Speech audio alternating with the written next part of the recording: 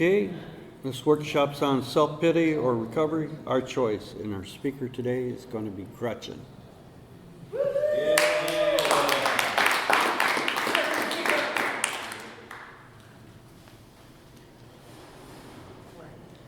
Just please bear with me. This is the first time I've spoken, and I was kind of felt led to doing so. With there's a lot of people that have been a big support system to me that were kind of hinting and pushing me toward the recommendation of doing so. So I signed up and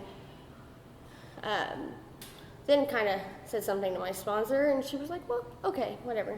But I looked at the different topics, and this is the one that I felt I related to the most.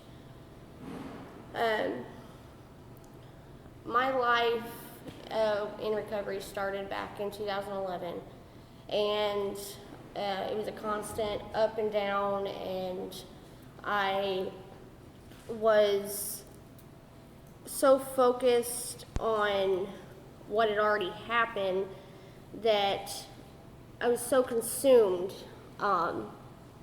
in that self-pity. It was all about, okay, I just want somebody to love me. I just want to feel wanted in somebody's life.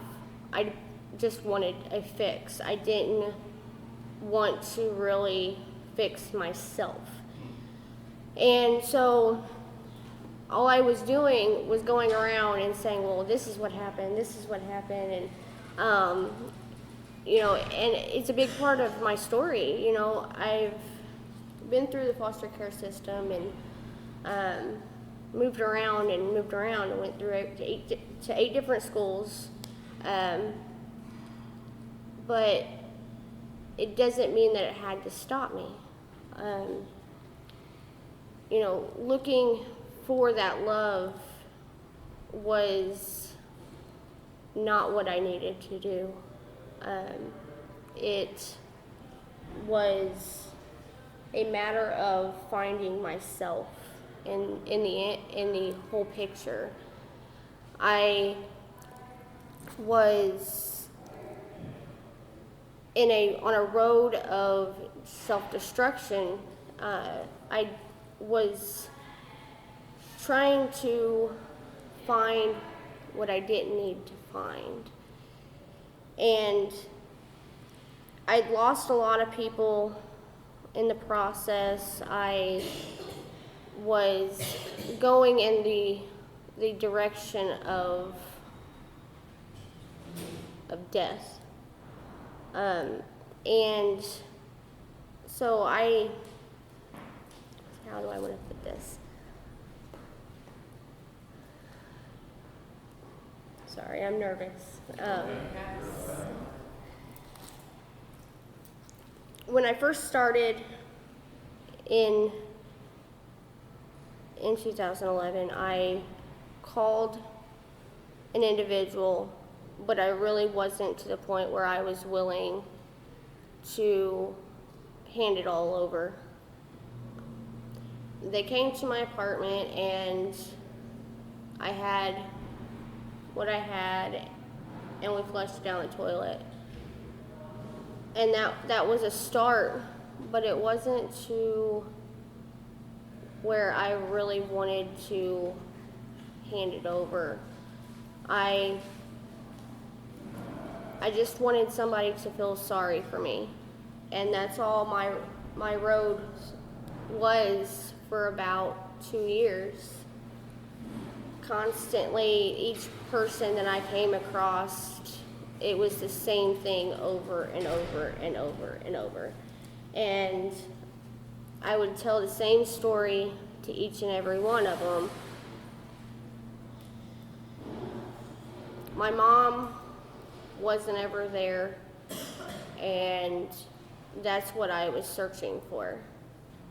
I would look for those women and try to find that mom that I didn't have.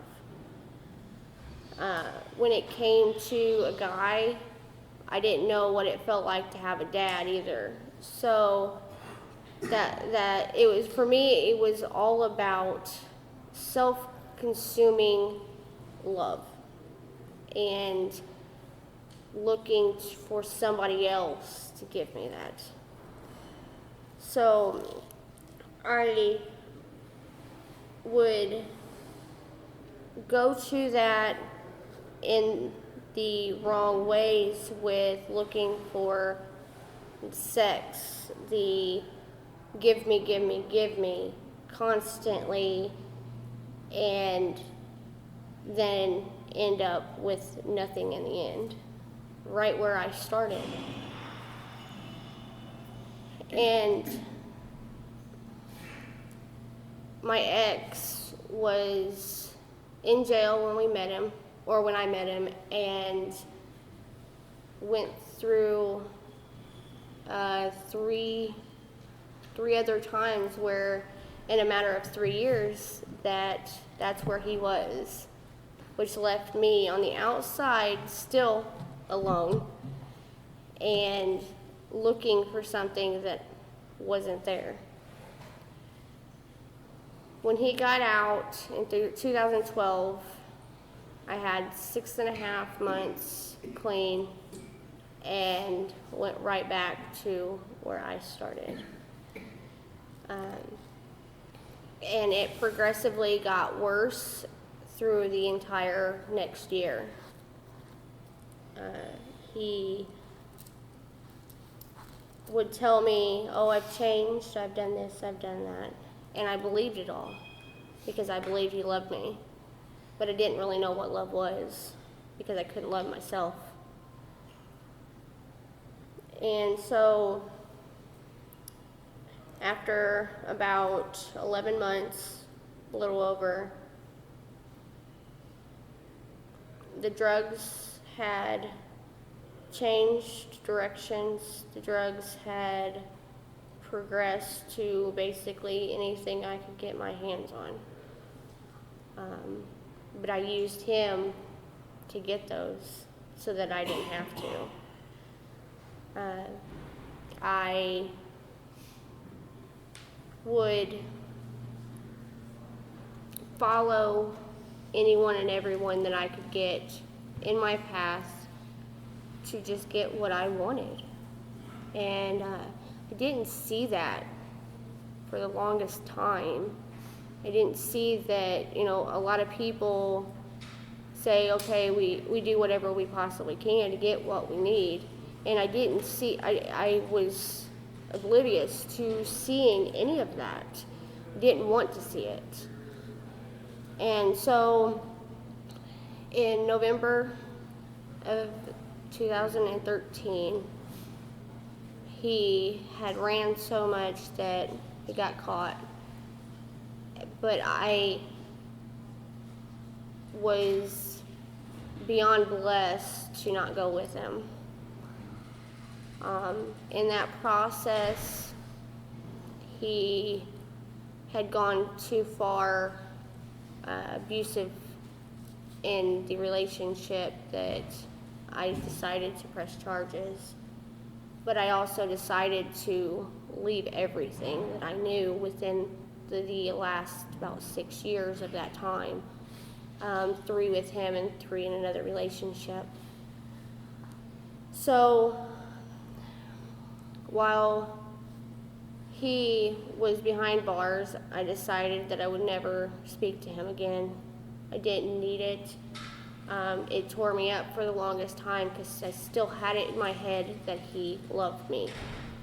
But I didn't understand how somebody that could love you so much could do what he did to me. And I wanted answers so bad. I just wanted to know why. When all that happened, I had not talked to my mom for probably a good 6 months. She didn't know what had happened to me. She didn't know if I was alive. The only time that I would contact her was when I needed money to get more. She was not aware of these decisions, these choices, and I I put all the blame on my ex. Oh, he made me. He did this, he did that. Because I wanted her to feel sorry for me. I wanted that self-pity so bad. And I just wanted somebody to care. So, after he was arrested, I was still in the area for about a little over a week. Spent Thanksgiving, instead of being by myself on the street, I decided to go and spend it with my foster family. And they were very surprised by what they saw. They were not expecting to see someone that was the size of their 15-year-old daughter. Right after Thanksgiving, I believe it was actually the day after, my stepdad now made a 3.5-hour drive, came and picked me up.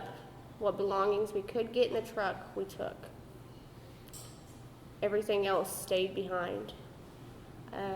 It was very difficult because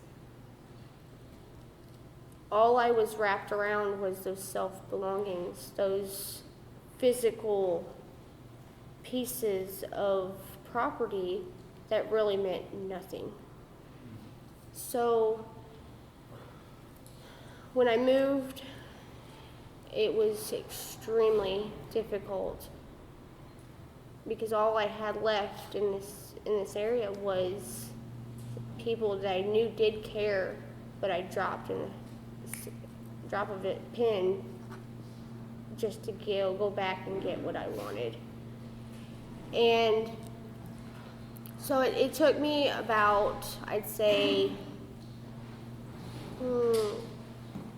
3 weeks or so to finally pick up the phone and decided to call my sponsor. And it was very difficult. The phone has always been a struggle for me. And when I called, I completely broke. And all I could say was, I need help. I don't know what to do. I don't know where to turn, but I know what I need. So, in the process of all that, with the program of Narcotics Anonymous, people know people. And no matter where you go, there's somebody there. So I was connected with a woman in the new area that I live in, and I still struggle a lot because I feel like I'm still missing a part of everything.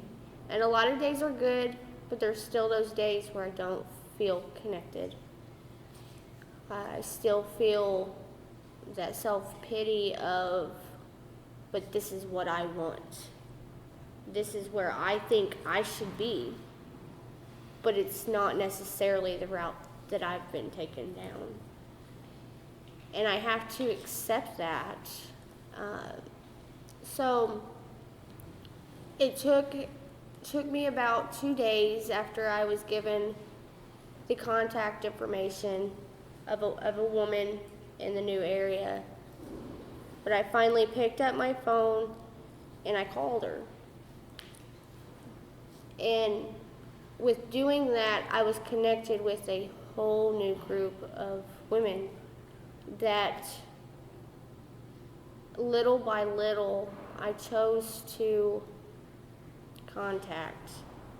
And I never in a million years could have played that tape to where I thought I knew what was going to happen. Because in the process of contacting each and every one of those, it opened up that spectrum of the base. it widened where I was going to go. When I did that, I had made a decision that I was going to do whatever I could do to make my life better. I didn't know what that was going to take, though. I didn't have any idea the direction that my God was taking me.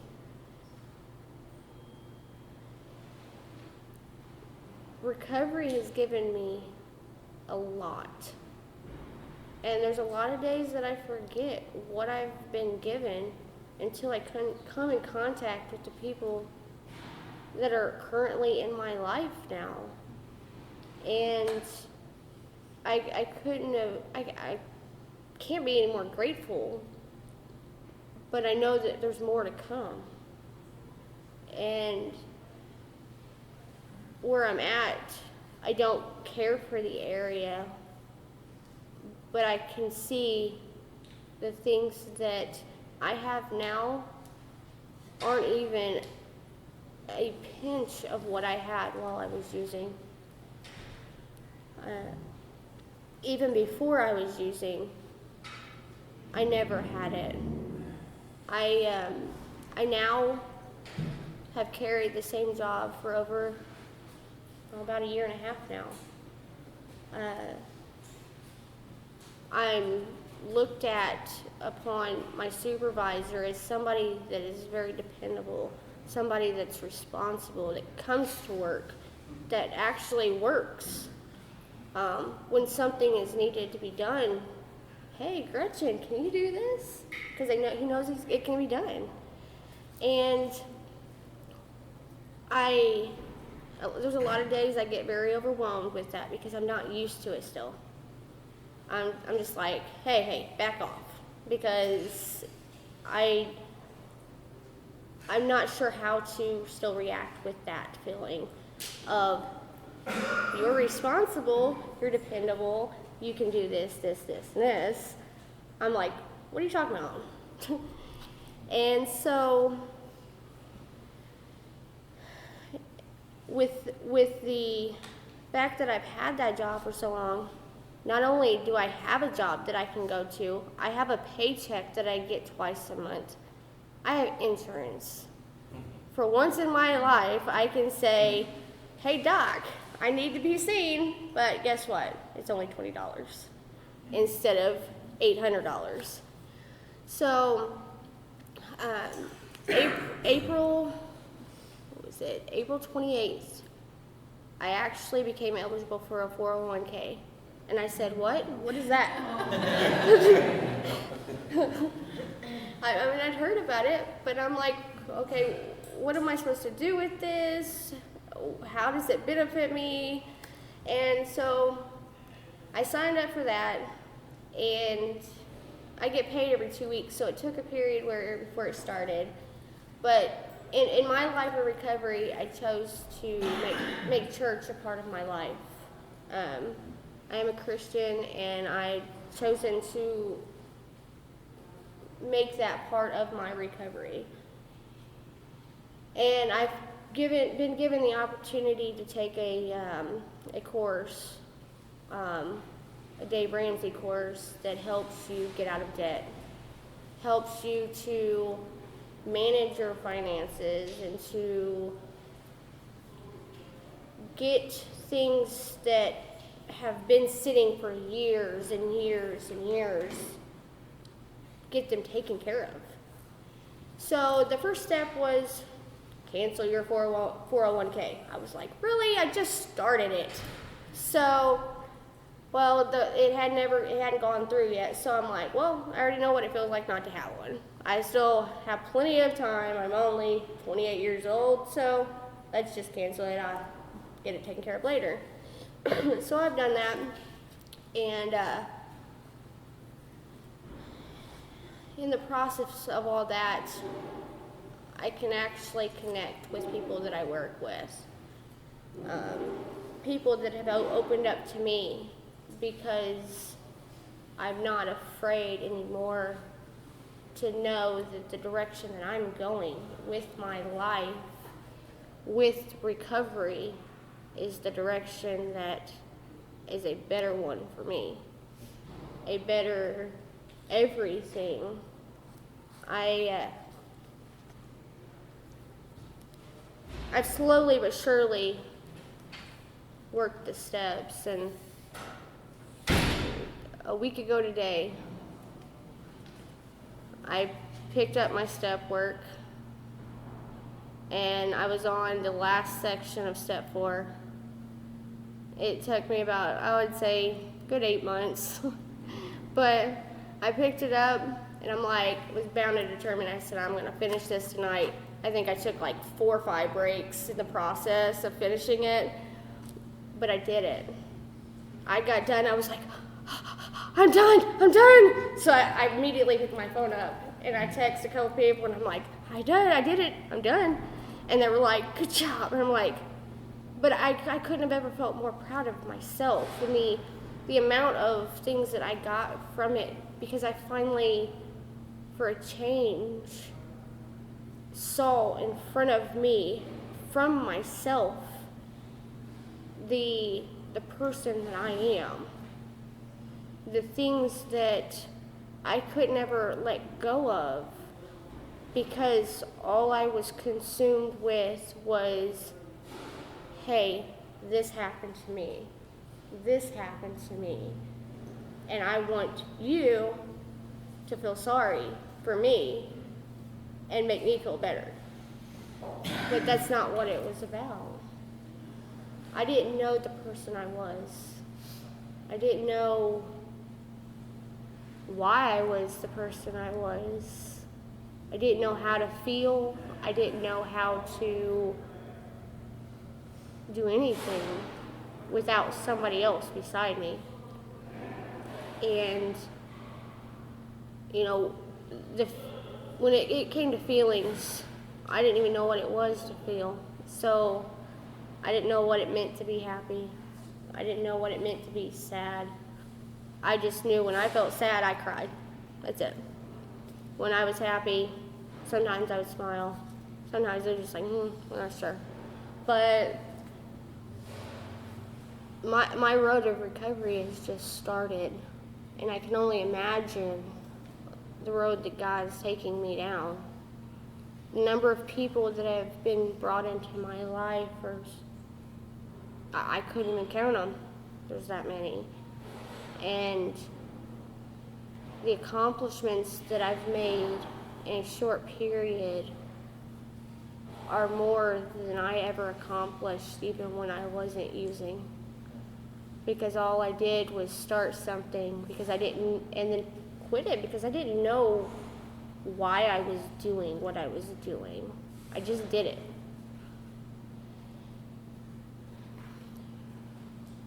So, self-pity or recovery, for me, recovery is definitely a better choice. It is something that has brought me this. Right here, hope. For several months now, that has been my slogan. Recovery has given me hope that life is better. Life is not something that has to be depressing, something that has to be, feel sorry for yourself and cut your arms. It doesn't have to be that. When you get consumed, that's what it is. But it's that self-obsession too. And I don't want that. When you figure out what it is that you want in life, you just have to grab what it is that you want and run with it. And that's what I chose to do, regardless of the circumstances, regardless of who's around. It's about the now. And there's this quote on my leg here that I carry with me every day because I can't forget it. And it's yesterday is history, tomorrow's a mystery, today's a gift. That's why it's called the present. And it's the truth. It's right now is a gift. It's all we're guaranteed. It's all that matters. For once in my life, I can actually say that I have started to love the person that Gretchen is. I can look in the mirror and be okay with what I look like. And yeah, there's some days I'm like, does this look okay? Because I'm not sure. But for the most part, I put on what I put on, and I'll go to work, and I don't care what anybody says. If I'm comfortable, I'm comfortable. That's what it is. And but I've been able to help people that I never could imagine I could have helped. And not people necessarily that's going through drug addiction, but parents that have children that are dealing with drug addiction and they don't know how to approach their child. No, I don't have kids, but I am a child of someone that doesn't understand recovery. So I've been through a lot. And yes, that is my story, but that's not what it has to be forever. There's a better version of it that's being formed. And I couldn't be more grateful for the person that I'm becoming, the person that I'm discovering. And it's a long road, but it's one worth traveling. And that's all I've got.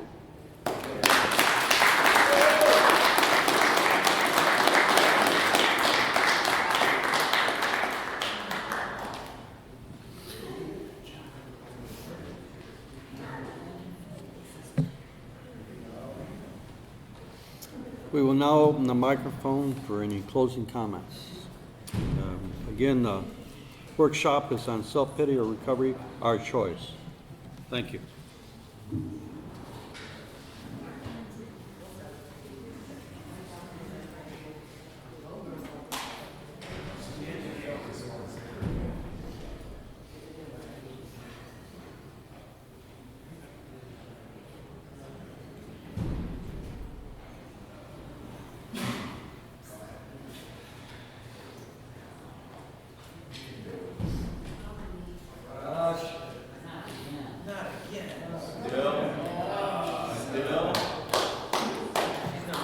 Morning, family. My name is Denise, and I'm an addict. I believe our topic is self-pity or recovery.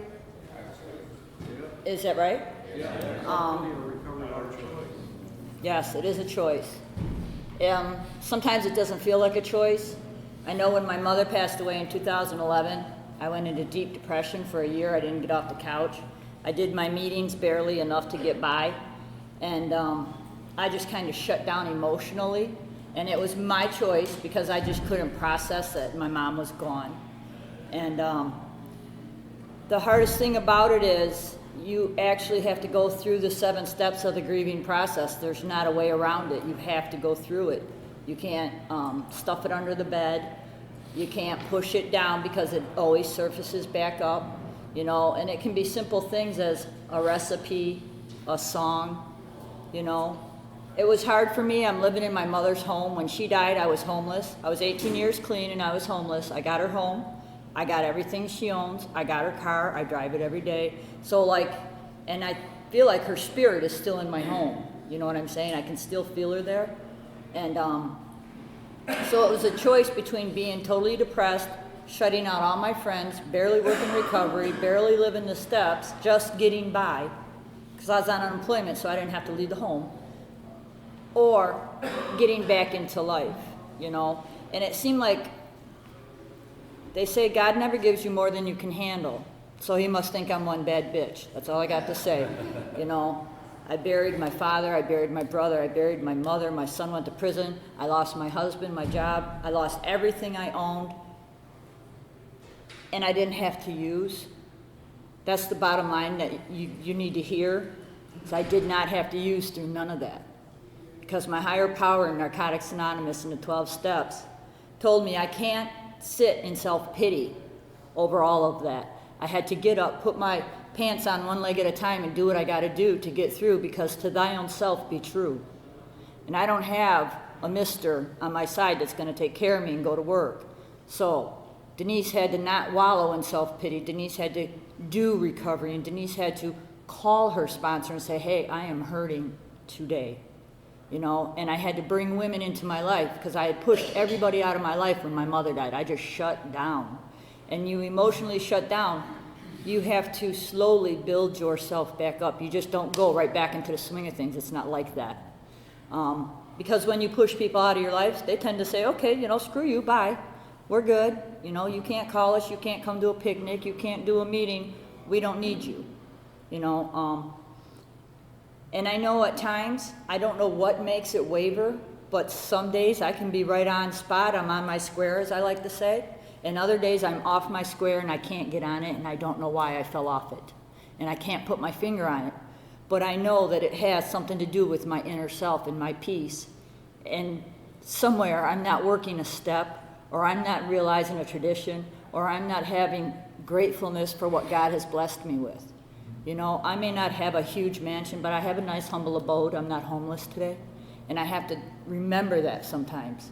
I find myself angry and resentful because I'm constantly working on it, just as I am constantly working on myself. You know, I love being an addict in recovery. I wouldn't be the woman I am today without that. I would have never looked into who Denise is, or what I stand for, what I believe in, or where I'm going, had I not had the program of recovery, you people, the 12 steps, and everything that comes in that ball of wax. You know, because we don't just come in here and recover. We have to come in here and do work. Because if you don't do work, then you're just a miserable, dry drunk, or dope addict, whatever. If I didn't work on Denise, I would wallow in self-pity every day of my life that I couldn't use, and I would resent that. You know, I don't have that today. I have two sisters that are rolling stone alcoholics in my eyes, and there are times that I get that anger and resentment that I can't party and do what they do, you know, and they own huge boats and huge homes, and they have it all. And here I'm the one doing the next right thing, good orderly direction, and I struggle. You know, God blesses me with what I need every day, so the self-pity slowly washes away. And I know some days I am so full of it that I don't even want to leave my home. And depression creeps in there, start thinking I'm not good enough, I don't deserve this, I don't know, you know, I don't feel worthy of, and I mean, it's just a horrible ball of wax that sometimes gets in your gut. And the only way to get rid of it is, for me, is praying and calling my sponsor and just white knuckling it through it some days, seriously. I wouldn't have the clean time that I have today had I not worked through the 7 grieving steps of burying my mother, my brother, and my father. Yesterday was my brother's birthday. It was 1 year of his death. And I went through it pretty painlessly because I come here and I dump my stuff. This is my dumping ground. I love this place. So instead of wallowing in self-pity, instead of going and being, oh man, my brother passed away, damn. You know what? I celebrate his life today.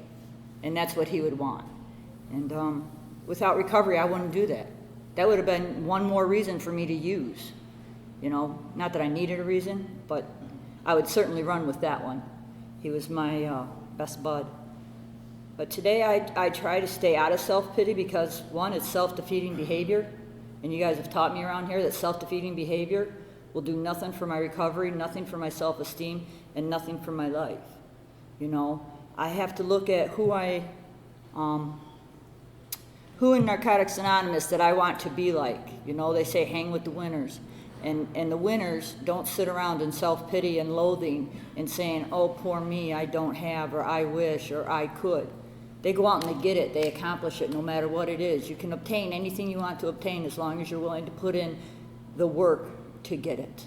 And that's the same with recovery. Somebody told me about a 1-second meeting, and I just can't imagine not getting the hugs that I get at a meeting, not getting someone sitting down and talking to me, or not connecting on that deep, intimate level that addicts connect on. Because we're not surface people, we're very deep, and we get intertwined in each other's lives, and we know everything about each other. And it's only through Narcotics Anonymous that I don't take their stuff home and get all self-pity about their stuff. It's not even my circus, but I want to play with their monkey. And no, seriously, if you ever sponsor women, all of a sudden their shit becomes your shit, and you're all tied up in their drama, and it's a true story. I'm not bullshitting. And you really got to set boundaries and learn not to get all self-pity for their shit. It ain't even your shit, but somehow you make it your shit, That's what sponsors do. And so I try not to wallow in self-pity. I'm not saying I don't. I'm not standing up here saying I walk on water. I don't. I am not the perfect recovering addict. I am far from it. But I'll tell you what. I learned that the self-pity will take me back out. It will have me use again. I am quite clear on that. So I know I cannot afford to wallow in it, because that alone is what will have me getting a white key tag. The pain is a motivator for Denise, always has been, always will be. But if you want to know the worst thing an addict can do for themselves, is to have self-pity, low self-esteem, loathing, and not work in this program, because you will use. Thank you.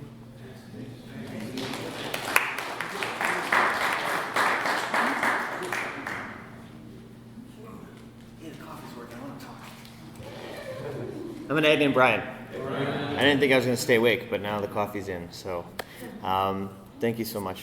That was really cool to get to hear you, do your first workshop. It was so cool. I was actually really inspired by what Dee was talking about, because the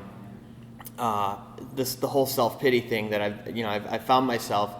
It's the sneakiest of defects. It's you don't even know you're in it until it's too late, and then somebody with time, or a program walks up and says, "Why are you feeling so sorry for yourself?"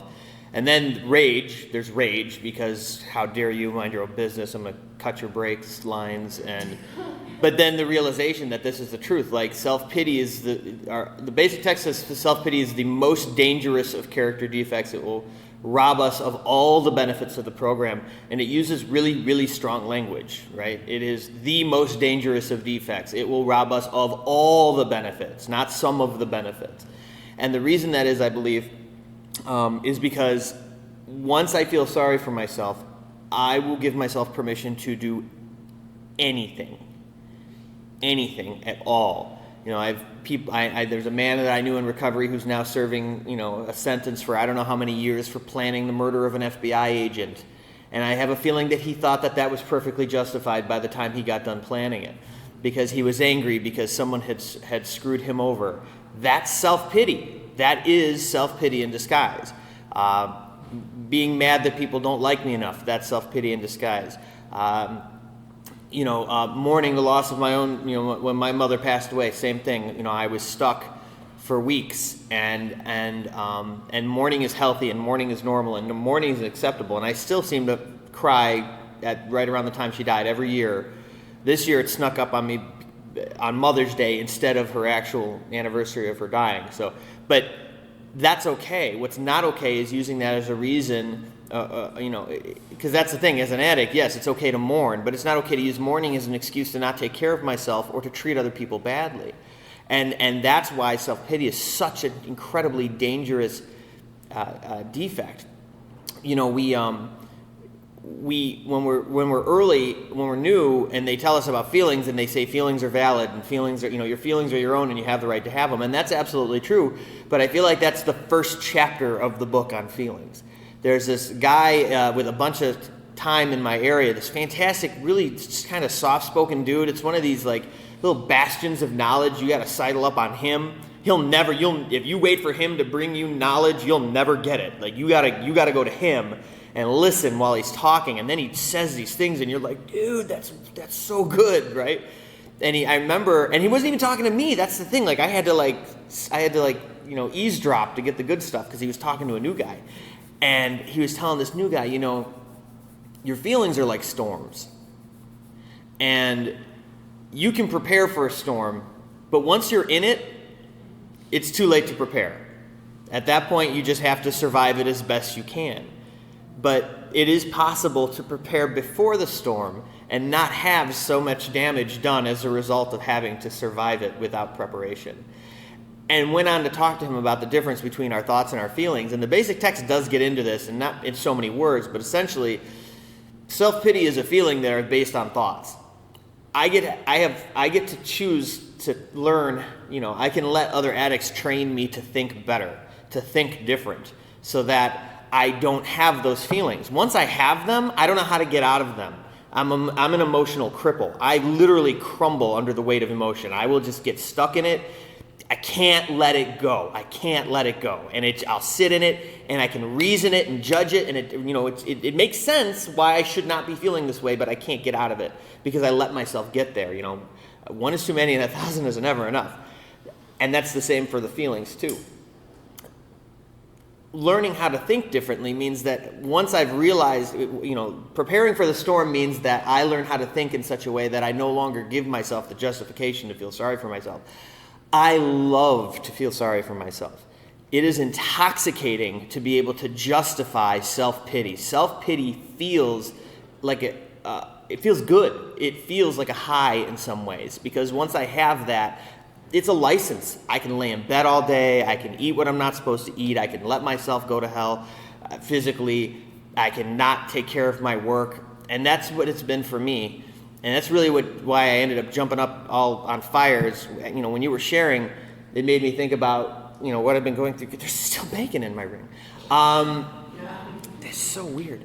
So, thinking about work and how it's been so hard lately, and getting that feeling of just throwing my arms up in the air and saying, that's it, I'm done.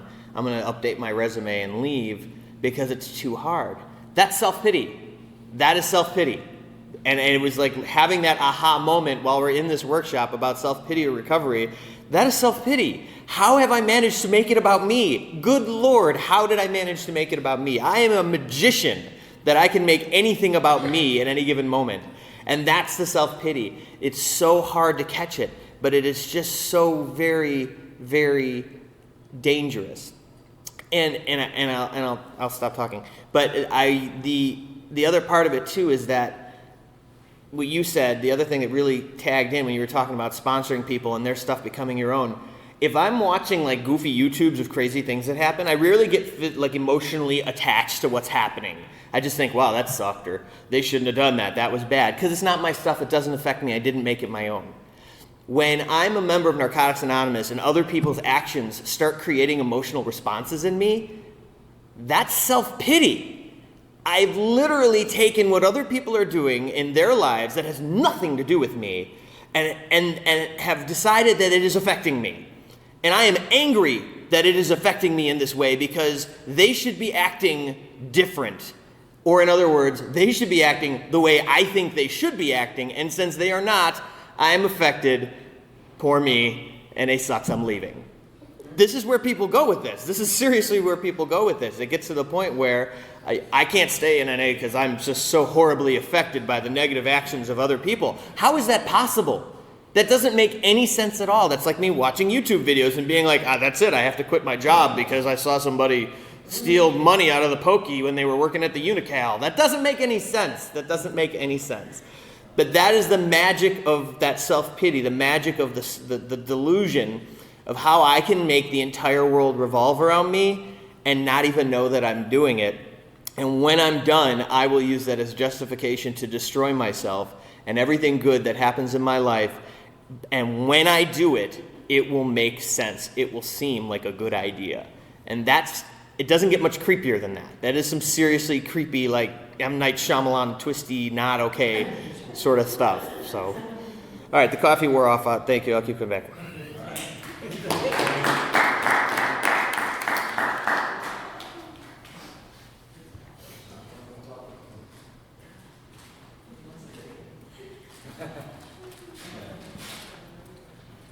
I'm Johnny, and I'm an addict. And I'm grateful to be here in Great Big Clean today. Gretchen, I love you. You know, I just met you a couple years ago, and what I've seen has been a wonderful miracle happening. And I'm very proud to be your friend. When I sit back there and I think about like stuff that's what recovery is to me. And it's trying not to think about, don't they know who I am yet?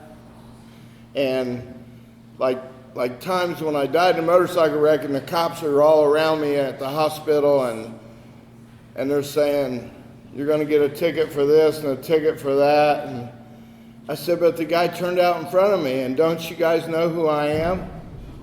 And they did, because they were umpiring a ball tournament that I was in just before it happened. But those are the things that I have to try to overcome, because I don't know how to explain it, but a lot of people get here because of desperation and they're feeling so sorry for themselves and stuff. When I got here, I was better than everybody in the rooms already.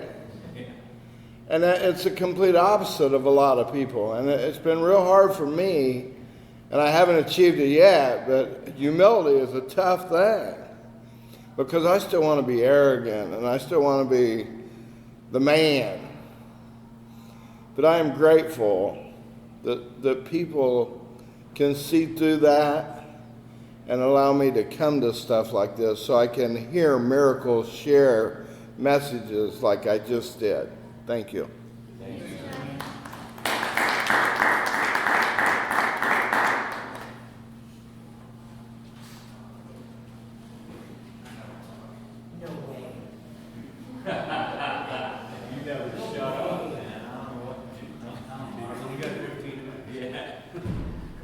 I'm ag named Dan. I don't know about you guys, but when I was using self-pity was a big thing. When I first started coming around, they talked about being on the pity pot, and they talked about the ass-kicking machine. And Lord knows I could sit on the pity pot and put quarters in the ass-kicking machine. I can do that. And I always kind of picture it when I start getting in that mode. I picture this movie when I was a little kid. They showed it on TV. It had all the little mice, and they were coming over on the Mayflower.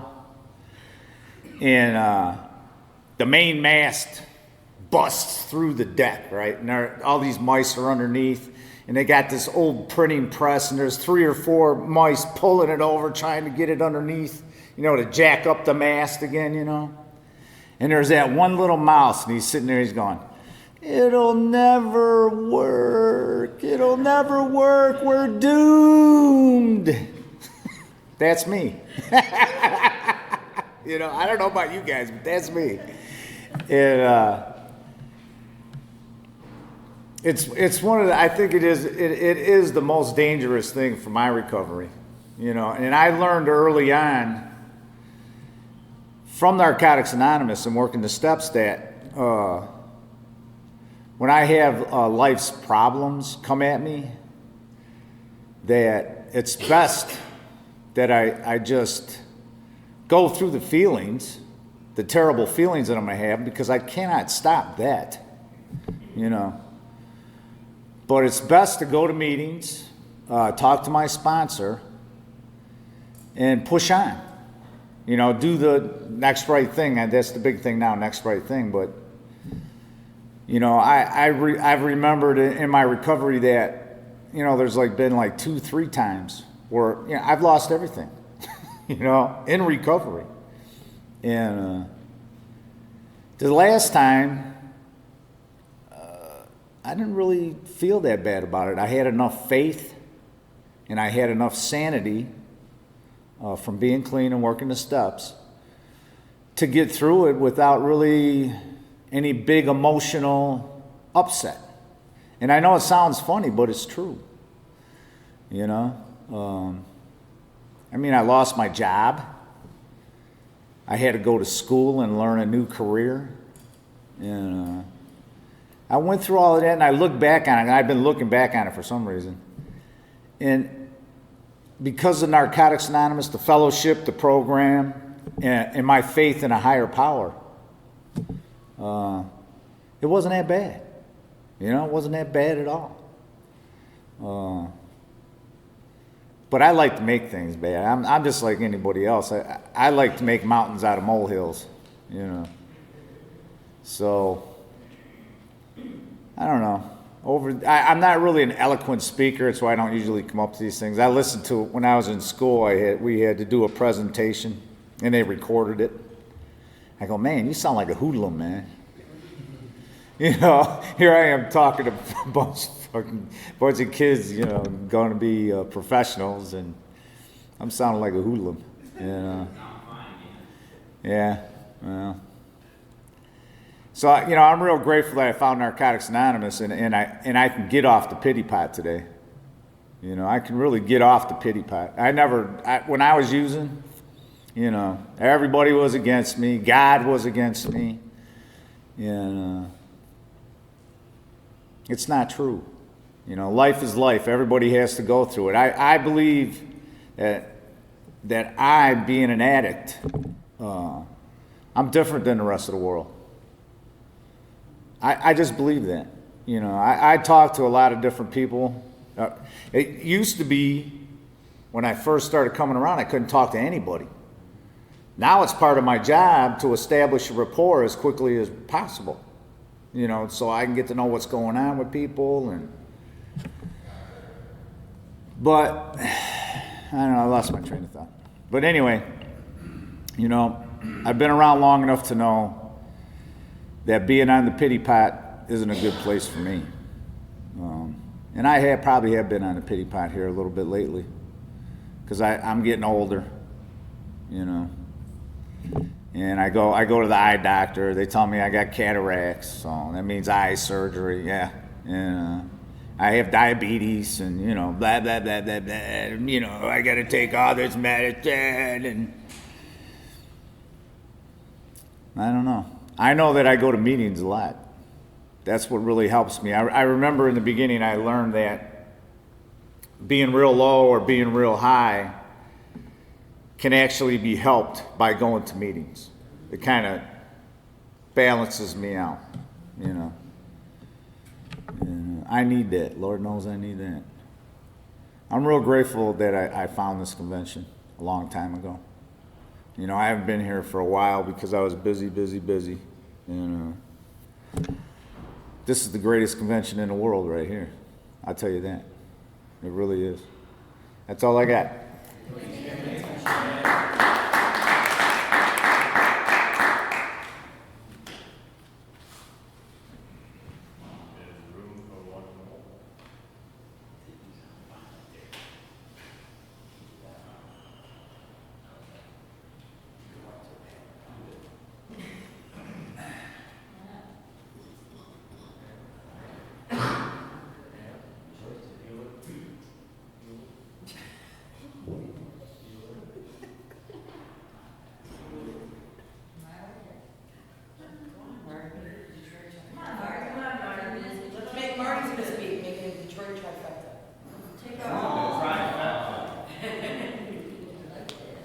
I'm an addict named Marty. Hey, Marty. Yeah, I could share on this. Self-pity, no problem, you know. Yeah, self-pity is it's definitely a choice, you know. It's I like what you said about, you know, about the feeling that you get from self-pity, you know, and I don't know if it feels good, you know. I think my disease likes it, you know, because then it gives me reasons to like get angry or go into fantasy, you know, and think about all the things that I don't have is really what self-pity is like all the shit that I don't have and that I think I deserve, and you know, I really need you guys to keep me grounded, you know, because of, you know, my self-centeredness. You know, I have to run things by you, and you guys help me see what I can't see. You know, there's a lot of denial that goes along with self-pity, you know, and it's a real subtle defect too. You know, you can definitely, there's just a lot of denial that goes along with self-pity, and so you really have to be on your toes, and like Dan just shared, you know, the best way to get through that is, you know, our regular maintenance, you know, by sharing and going to meetings, and listening is a big one too, you know, and listening to others share, and seeing the similarities with each other. And you know, the longer I stay clean, the more, you know, that I see my need to get closer to a higher power, and the more I see the need for meditation, you know, because this never stops up here. I mean, it's going 24/7 when I sleep, you know, when I dream, you know, and it never stops. And you know, I need a reprieve more often, you know. So I started doing yoga last week for the first time, and man, I loved it. You know, it was like, it's very meditative, you know, and I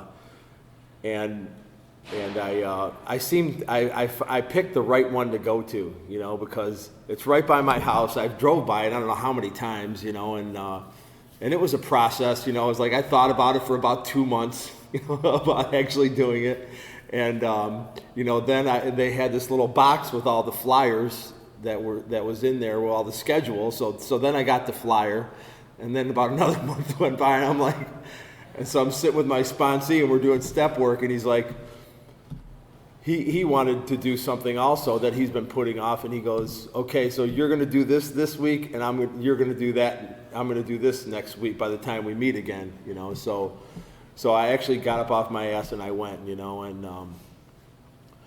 you know, I do construction, so I'm like climbing ladders all the time, and, you know, walking on roofs, and you know, I do a lot of pounding and banging, and you know, it's hard on my body, you know. So, and then I have a lot of stress built up, and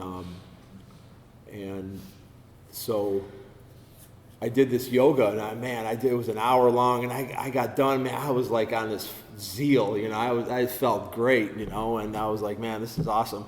And then about 2 days later, I was hurting so bad. The guy's like, you're gonna be sore, you know. I hurt everywhere. I'm like, my shoulders, my arms, my legs, my stomach, you know, I hurt everywhere. And but I went back, you know. I went back the following Wednesday, and I felt I wasn't sore the next day, so that was a good sign, you know. So, but I need to do stuff like that, because whatever helps get me in touch with my higher power. And the best thing about the yoga was that I didn't think at all when I did it, you know, because I was listening to the instructor and I was watching him, and it was very meditative, you know, and I didn't think about anything else, you know. So it was a great tool, but.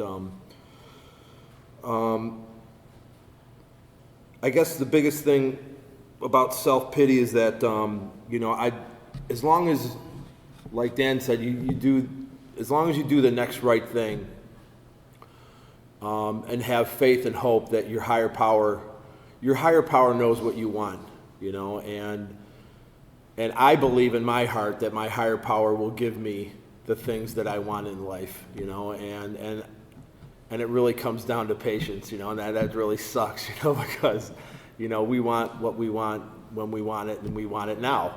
And but the one thing, all the good things that have ever come to me from this fellowship have been through patience, you know, by waiting, and by not rushing things, and, you know, by being tolerant, and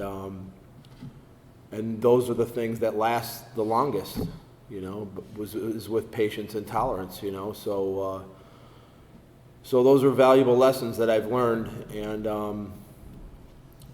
there's, you know, I'm still fairly young, and, you know, I'm in good health, and there's a lot of hope for me. So But yeah, I'm so glad I came this weekend. This has been a great retreat, and definitely I want to thank everyone who helped put it on. You know, you guys do an awesome job here, and I'm glad to be a part of it. You know, this is what a gift to have this. You know, and that's really, you know, the gratitude and is a great antidote for self-pity. You know, when you think about all the things that you don't have, take a look around to someone who's in a wheelchair, who has a disease, or, you know, who has lost limbs, or, you know, you can find some gratitude in everyday life, you know. So other than that, that's all I got to share.